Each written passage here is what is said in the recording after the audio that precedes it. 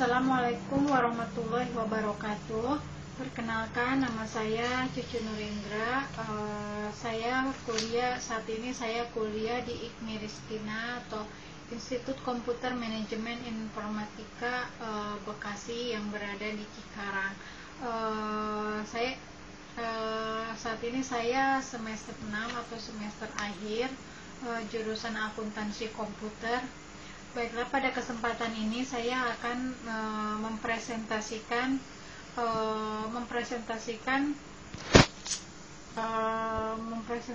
mengenai agama Islam atau yang berjudul sumber daya manusia yang produktif dan dalam pendekatan Al-Quran dan Sains. Bismillahirrahmanirrahim.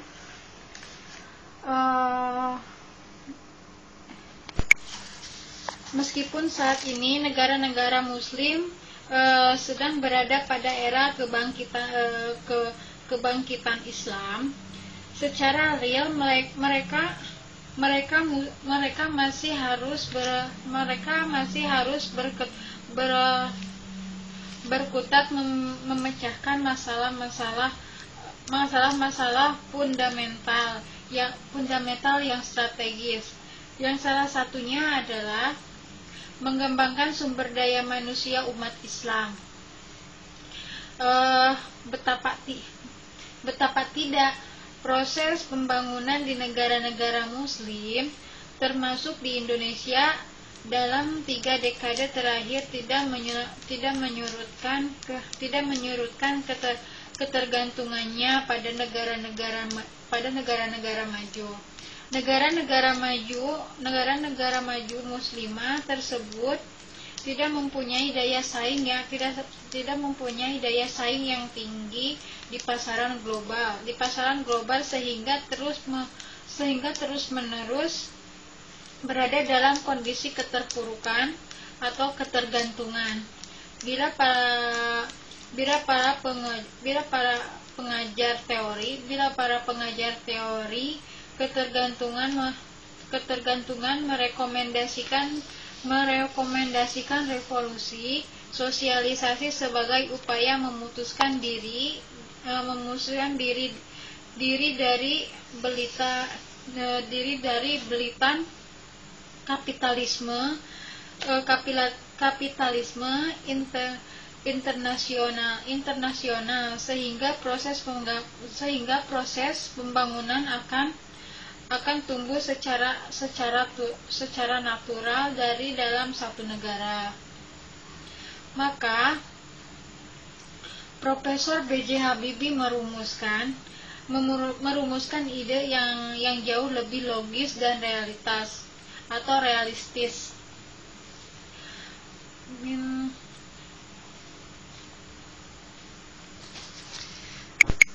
Menristek yang juga ketua Ikatan Cendekiawan Muslim Indonesia ini mengedepankan strategi pembangunan alternatif yang berorientasi pada optimalisasi kemampuan sumber daya manusia dalam memanfaatkan teknologi dan aneka sumber daya yang tersedia.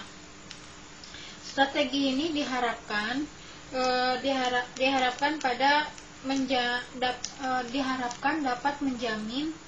dapat menjamin pertumbuhan yang berkelanjutan dengan nilai tambah yang tinggi, yang pada gilirannya dapat dimanfaatkan sebesar-besarnya bagi peningkatan kesejahteraan rakyat. Pemikiran B.J. Habibie tidak bertepuk sebelah tangan. Para cendekiawan muslim lain, termasuk yang berasal dari luar Indonesia, menyetujui strategi tersebut. Terbukti dengan diselenggarakannya konferensi internasional Islamic Conference Teknologi dan Human Resource Development pada tanggal 6 sampai 8 Desember 1996 di Jakarta. untuk memaknai proyek pembangunan sumber daya manusia secara Islami, masyarakat Muslim Indonesia perlu diperkenalkan dengan lebih banyak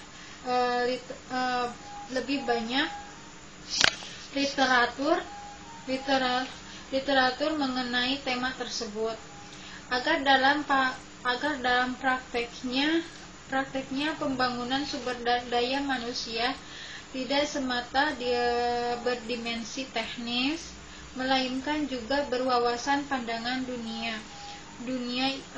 berpandangan dunia Islam dalam rangka mengakselerasi tercapainya pembangunan dan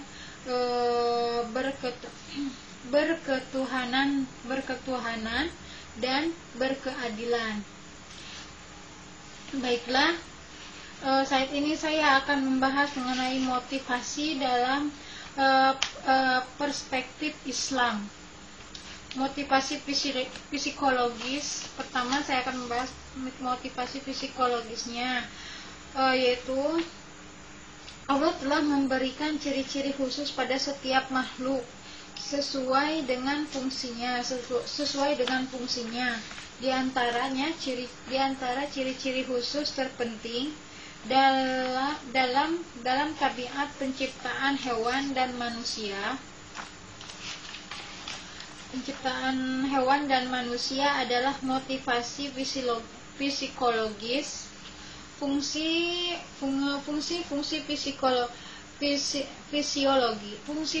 fisiologis merupakan sisi penting kehidupan manusia yang mengakomodasikan kebutuhan fisik, memenuhi atau menggantikan setiap kekurangan, dan meluruskan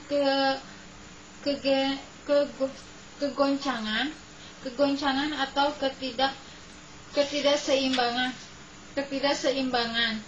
Ia senantiasa menjaga keseimbangan vital yang lazim untuk menjaga diri, eksistensi dan keseimbangan dalam menjalankan fungsi-fungsinya. Studi fisiologis menjalankan adanya kecenderungan alami dalam tubuh manusia untuk menjaga keseimbangan secara permanen.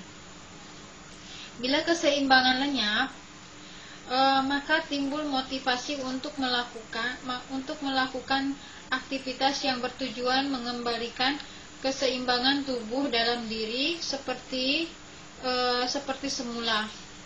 Aktivitas ini bertumpu pada dasar fisiologis di luar keinginan manusia. Misalnya, tubuh berkeringat bila udara sangat panas, atau seseorang menangis bila tubuhnya merasakan sakit yang luar biasa. Terkadang penyeimbangannya ini terjadi karena individu melakukan sesuatu aktivitas. Misalnya, seseorang makan karena lapar atau minum karena haus.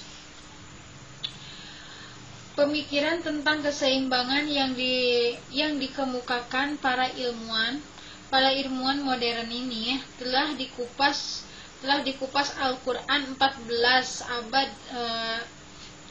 abad silam. Simaklah ayat-ayat berikut ini. Dan kami telah menghamparkan bumi dan menjadikan padanya gunung-gunung, dan kami tumbuh padanya segala sesuatu menurut ukuran. Al-Hijr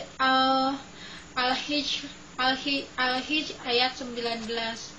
Dan dia menetapkan ukuran-ukuran dengan serapi-rapihnya. Al-Furqan ayat 19. dan segala sesuatu pada sisinya ada ukurannya. Ar-Ra'd ayat 8, dan sesungguhnya kami menciptakan segala sesuatu menurut ukuran. Al-Qamar ayat 49. Setiap makhluk hidup diciptakan dengan cara dan ukuran tertentu sehingga mencapai tingkat keseimbangan ideal. Jika keseimbangan ini mulai tak serasi, maka motivasi fisiologis akan melakukan aktivitas yang pasti mengembalikan tubuh pada keadaan semula, yaitu keseimbangan. Al-Quran menunjukkan motivasi fisiologis terpenting sebagaimana penulis ringkasan berikut ini.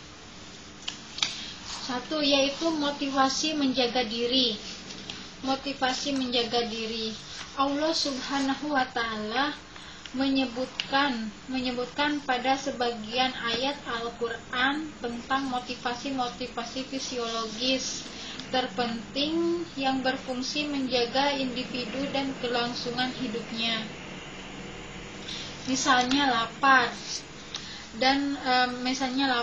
dahaga, bernapas, dan rasa sakit. Allah Subhanahu wa Ta'ala memperingatkan Adam agar berhati-hati terhadap godaan setan yang ingin mengeluarkannya dari surga dan menginginkannya agar manusia turun supaya manusia sengsara dengan usaha dan kerja keras dan kerja terus menerus untuk memenuhi berbagai dorongan fisiologis. Allah Subhanahu wa Ta'ala berfirman, maka kami berkata, hai Adam, sesungguhnya ini iblis adalah musuh bagimu dan istrimu. Maka sekali-kali jangan sampai ia mengeluarkan kamu berdua dari surga, yang menyebabkan kamu menjadi celaka. Sesungguhnya kamu tidak akan kelaparan di dalamnya dan tidak akan telanjang. Dan sesungguhnya kamu tidak akan merasa dahaga dan tidak pula akan tertimpa panas matahari di dalamnya. Kemudian setan membisikkan pikiran jahat kepadanya dengan berkata, hai Adam, maukah saya tunjukkan kepadamu pohon kholdi dan kerajaan yang tidak akan binasa. Maka keduanya memakan buah pohon itu. Lalu nampaklah bagi keduanya urat-uratnya dan mulailah keduanya menutupinya dengan daun-daun yang ada di surga, dan durhakalah Adam kepada Tuhan dan sesatlah ia. Surat At-Toha ayat 117 sampai 121.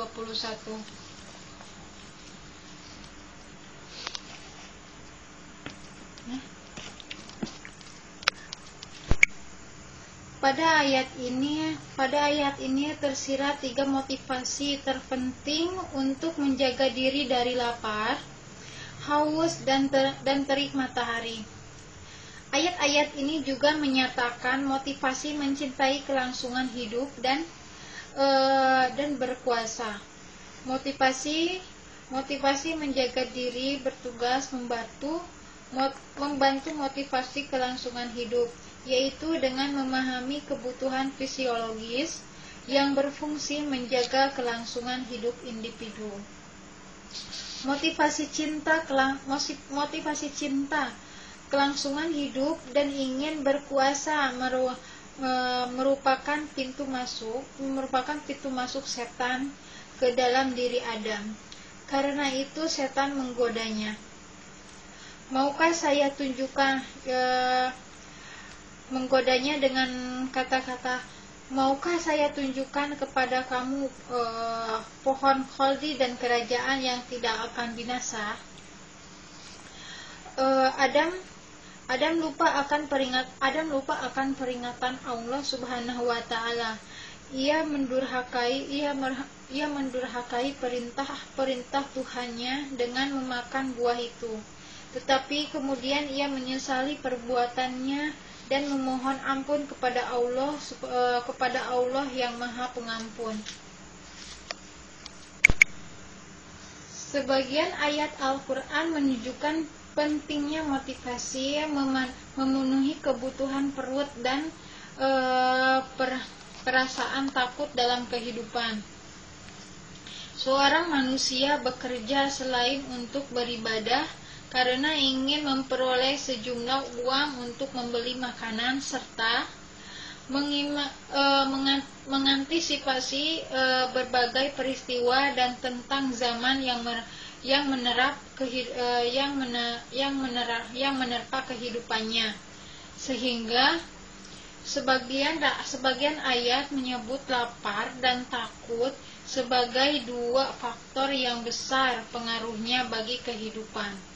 Allah berfirman, dan sesungguhnya kami akan berikan cobaan kepadamu dengan sedikit ketakutan, kelaparan, kekurangan harta, jiwa, dan buah-buahan. Dan berikanlah berita gembira kepada orang-orang yang sabar. Surat Al-Baqarah ayat 155. Dan Allah telah membuat suatu perumpamaan dengan sebuah negeri yang dahulunya aman lagi tentram, rezekinya datang kepadanya melimpah ruah dan segenap tempat, tetapi penduduknya mengingkari nikmat-nikmat Allah. Karena itulah merasakan kepada mereka pakaian kelaparan dan ketakutan disebabkan oleh apa yang selalu mereka perbuat. An-Nahl ayat 112. Maka hendaklah mereka menyembah Tuhan, pemilik rumah ini atau Ka'bah, yang telah memberikan makna kepada mereka untuk menghilangkan lapar dan mengamankan mereka dari ketakutan. Surat Al-Quraisy ayat 3-4. Manusia bekerja bersusah payah mencari rezeki, melakukan kewajiban hidup, menjalankan berbagai bentuk hubungan. Ia merasa lebih dan membutuhkan istirahat agar dapat mengembalikan aktivitasnya serta mampu meneruskan aktivitas. Allah Subhanahu wa taala berfirman, dan di antara tanda-tanda kuasanya ialah tidurmu di waktu malam dan siang hari, dan usahamu mencari sebagian dari karunia-Nya.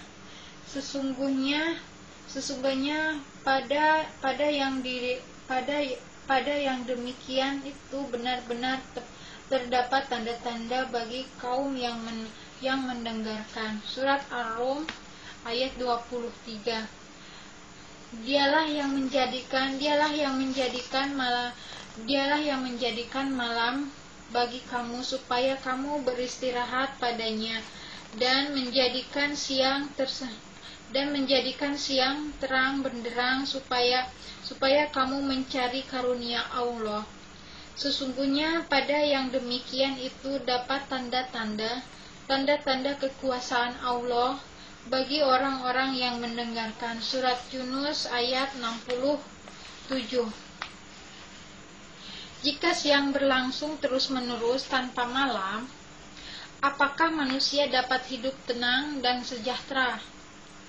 Itulah keutamaan dan kenikmatan yang dianugerahkan Allah Subhanahu wa taala kepada manusia. Ia menciptakan siang dan malam yang selalu beriringan serta rasa letih setelah bekerja yang menghajatkan istirahat. Motivasi mengajukan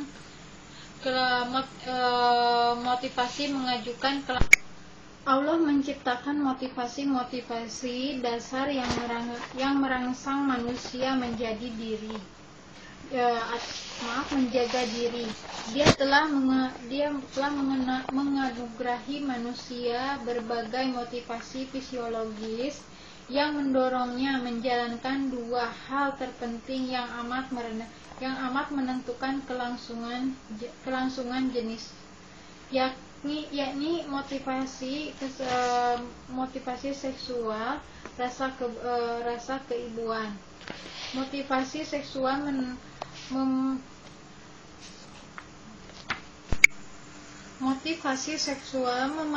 memainkan peran penting, yaitu menciptakan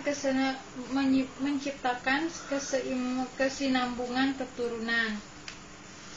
Dengan motivasi ini terbentuk keluarga yang pada akhirnya membentuk masyarakat dan bangsa, sehingga bumi menjadi makmur dan beradab berkembang pesat. Motivasi seksual merupakan dasar pembentukan keluarga sebagaimana diidentifikasikan secara sosiologis, yakni keluarga yang terdiri dari suami dan istri. Sang istri melahirkan anak dan berdua mendidiknya. Suami membuat istri tenang dan suami juga merasa kesenangan dan ketentraman. Tumbuh di antara mereka rasa cinta, kasih dan sayang, sehingga rumah tangga berjalan harmonis. Kondisi ini kondusif bagi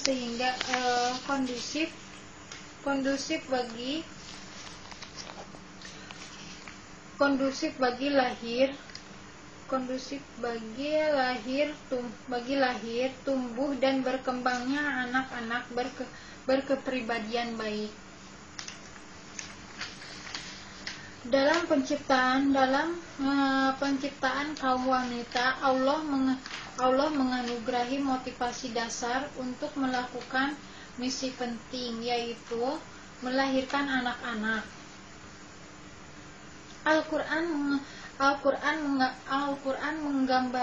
menggambarkan betapa beratnya seorang ibu mengandung dan merawat anaknya sehingga besar. Kitab suci terakhir ini juga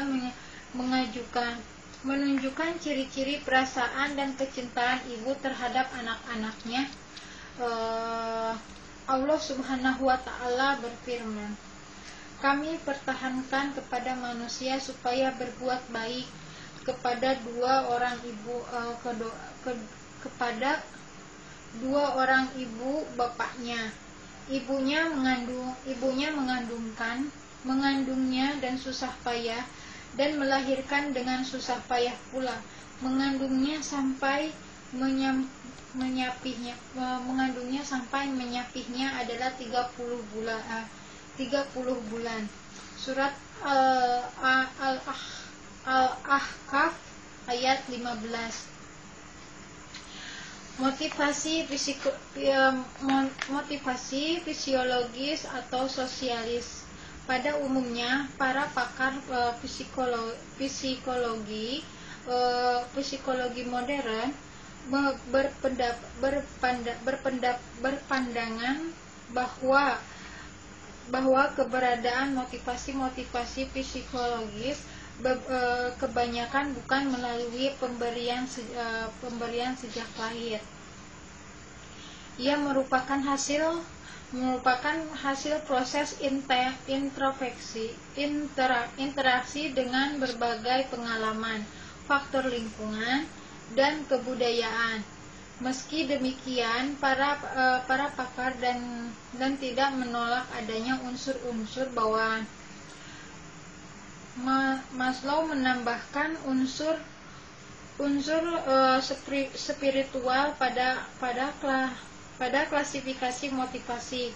Menurutnya, ada dua jenis motivasi dan kebutuhan, yaitu kebutuhan primer dan kebutuhan spiritual. Kebutuhan jenis pertama telah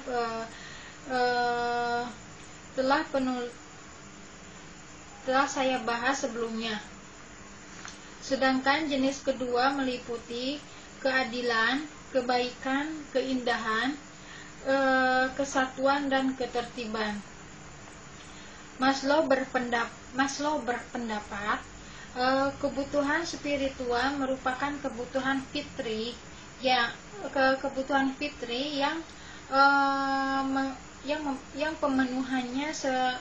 pemenuhannya sangat tergantung pada kesempurnaan pertumbuhan kepribadian dan kematangan individu. Ia juga berpandangan pada dasarnya manusia memiliki potensi baik dan buruk. Kepribadian manusia terbuka ketika ia mengalami kematangan dan potensi kebaikannya tampil dalam bentuk yang lebih jelas. Bila manusia menjadi fanatis dan bengis, hal itu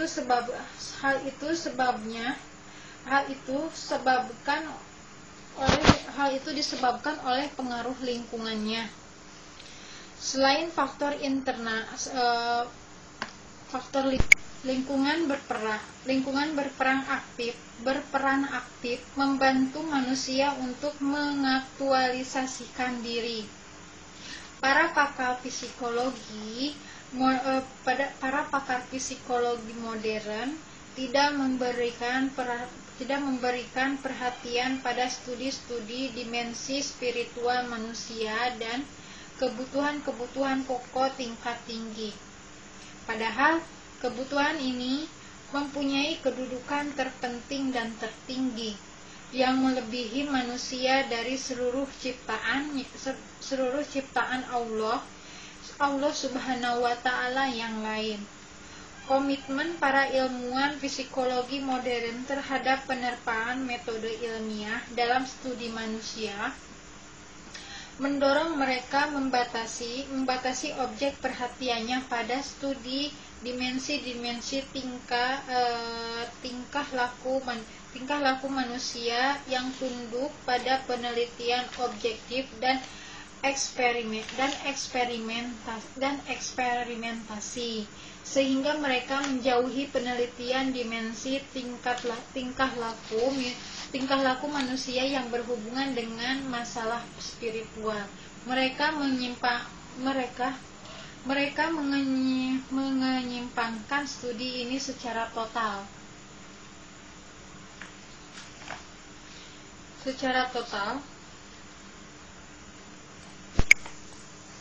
Erich Fromm mengkritik psikologi modern yang terlampau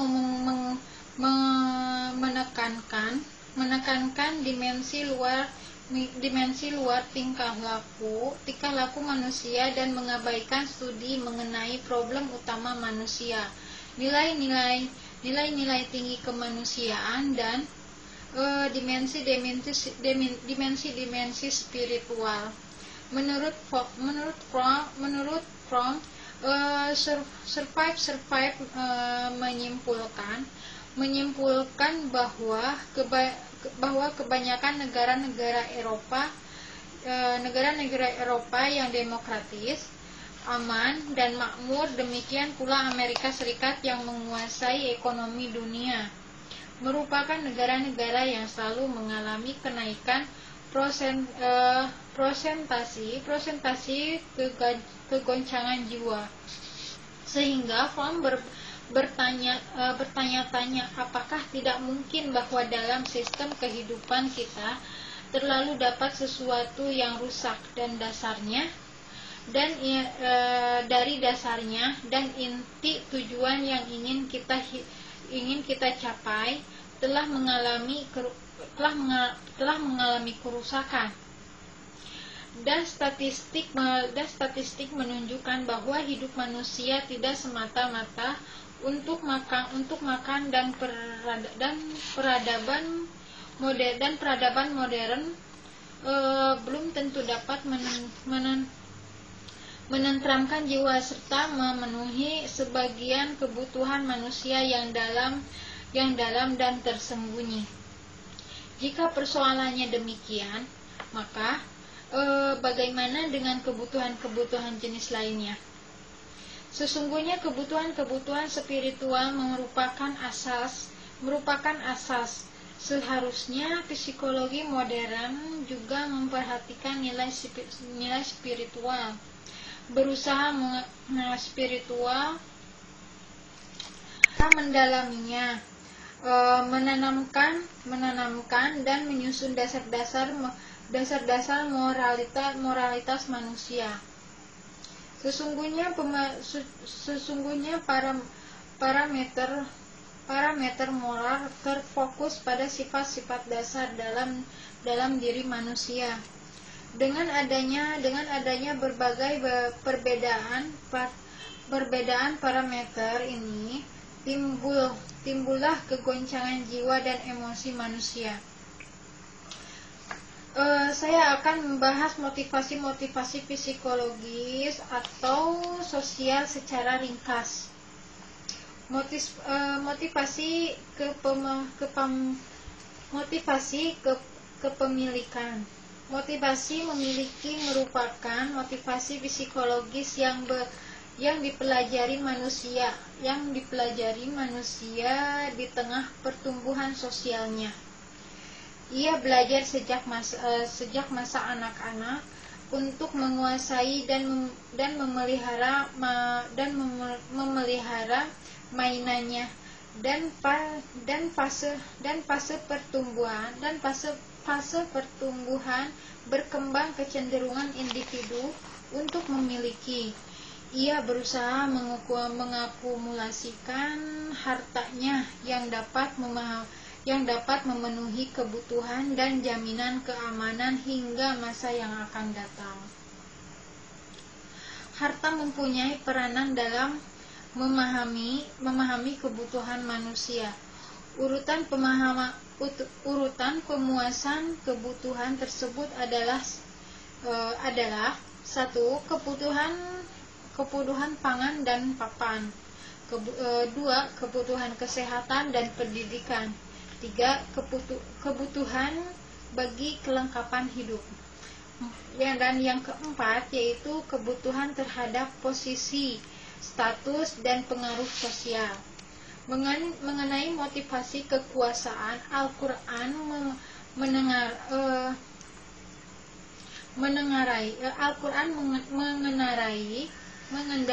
mengenarai dijadikan indah pada pandangan manusia kecintaan pada apa-apa yang diinginkan, yaitu wanita-wanita, anak-anak, harta yang banyak dari jenis emas, perak, kuda pilihan, binatang-binatang ternak, dan sawah ladang. Itulah kesenangan hidup duniawi. Dan di sisi Allah tempat kembalinya yang baik atau di surga. Surat Al-Imran ayat 14. Harta dan anak-anak adalah perhiasan kehidupan dunia. Surat Al-Kahfi ayat 46. Dan kamu mencintai harta benda dengan kecintaan yang berlebihan. Al-Fajr ayat 20. Yang kedua yaitu motivasi berkompetensi. Berkompetensi atau berlomba-lomba merupakan dorongan psikologis yang diperoleh dengan mempelajari lingkungan dan kultur yang tumbuh di dalamnya. Manusia bisa berkompetensi dalam ekonomi, keilmuan, kebudayaan, sosial, dan sebagainya. Al-Quran menganjurkan ilmuwan keduanya, sosial, dan menganjurkan manusia agar berkompetensi dalam ketakwaan, amal saleh, berpegang pada nilai-nilai dan prinsip-prinsip kemanusiaan, dan mengikuti manhaj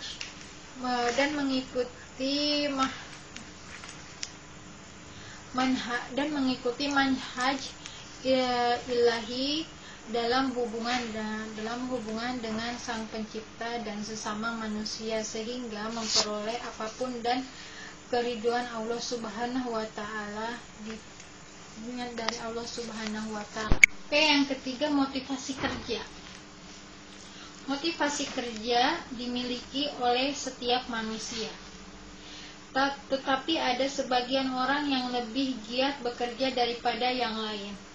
Kebanyakan orang mau bekerja lebih keras jika ada menemui hambatan dan merealisasikan apa yang diharapkan.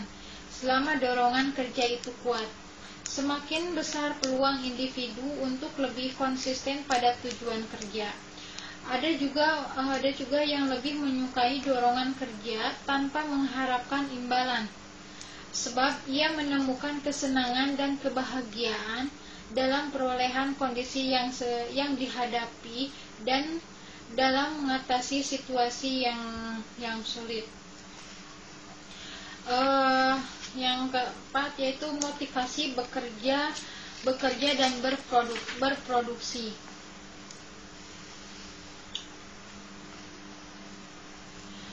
Ketiga, pertama, Islam telah menetapkan pekerjaan bagi seorang muslim sebagai hak sekaligus kewajiban. Islam menganjurkan bekerja dan memerintah agar pekerja dilakukan dengan sebaik-baiknya. Rasulullah Shallallahu Alaihi Wasallam berpesan agar seorang muslim berlaku adil dalam menetapkan gaji dan menetapkan pembayarannya. Pekerjaan yang menjalankan tugas dengan baik dihargai dengan gaji yang seimbang. Demikian pula ia berpesan agar para pemimpin tidak merugikan para pekerja dalam bentuk apapun, termasuk tidak membebani pekerjaan di luar kemampuannya. Prinsip pertama yang ditegakkan Islam dalam mengatur masyarakat ialah agar setiap orang bekerja untuk memenuhi kebutuhan diri dan orang-orang yang menjadi tanggungannya. Daya rangsang kerja. Sesungguhnya topik daya rangsang mempunyai akar-akar sosial dan psikologis dalam pengertian dan mungkin memisalkan pembahasan masalah ini dari waktu hubungan, nilai tradisi, undang-undang dan aturan yang berlaku di masyarakat. Daya rangsang kerja akan melahirkan perubahan positif pada tingkah laku, yaitu yang merupakan ekspresi dari jenis nilai-nilai dan hubungan-hubungan yang berlaku di masyarakat, sehingga dalam kondisi apapun tidak dapat dipisahkan. Menurut perspektif psikologi, ketika seorang memberikan rangsangan, ia berpikir bahwa dirinya bekerja sama dengan kelompok-kelompoknya yang terdiri dari individu-individu yang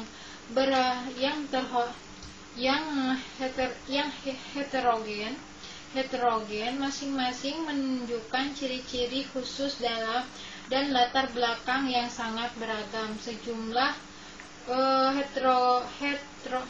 heterogenitas ini membutuhkan tingkah laku masing-masing dalam perusahaan bergantung pada kelompok yang saling berinteraksi. Prinsip-prinsip pemberian rangsangan kerja. Di antara motivasi yang terpenting agar para pekerja mau mengarahkan tenaga untuk bekerja dengan baik adalah rasa tenang dengan berkecukupan material, yang sehingga dengan kebutuhan dan tuntutan hidup yang harus sesuai dengan tingkat pendidikan. Jadi kesimpulannya, sumber daya manusia yang produktif dan pendekatannya dengan Al-Quran dan Syai'in, yaitu meski kualitas umat Islam di seluruh Indonesia saat ini mencapai 1 miliar dan mewarisi sebagian besar sumber bahan mentah dan material, terutama lebih dari 50% cadangan minyak dunia. Namun kaum muslim ternyata belum mampu mendayagunakan kekuatan tersebut.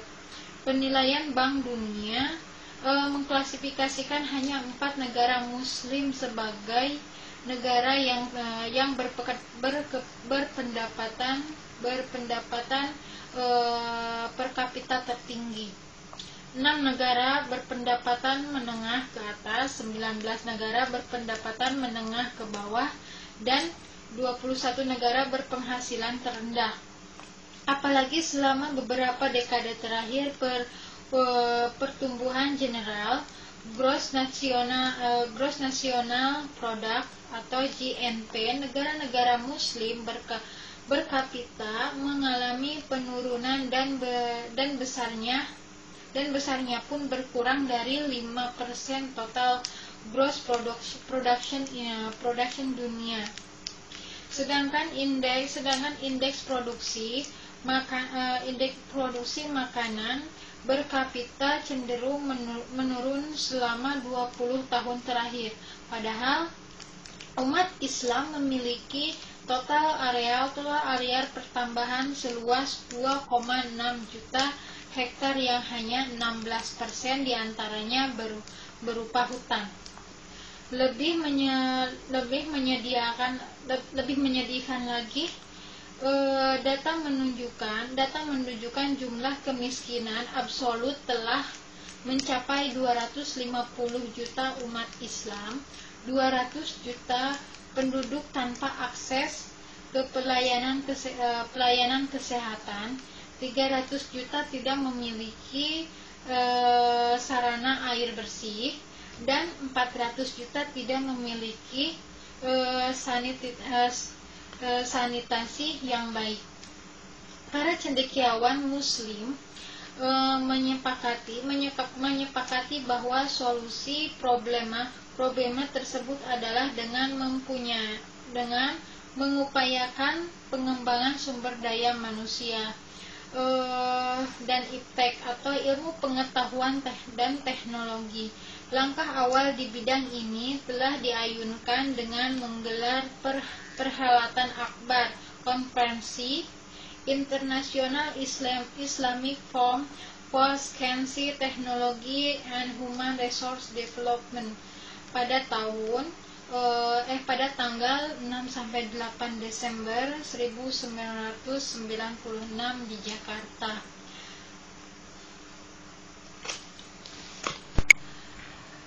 Presentasi ini bermaksud memampudayakan umat Islam mengembangkan sumber daya manusia. Gema Islami Press mempersembahkan atau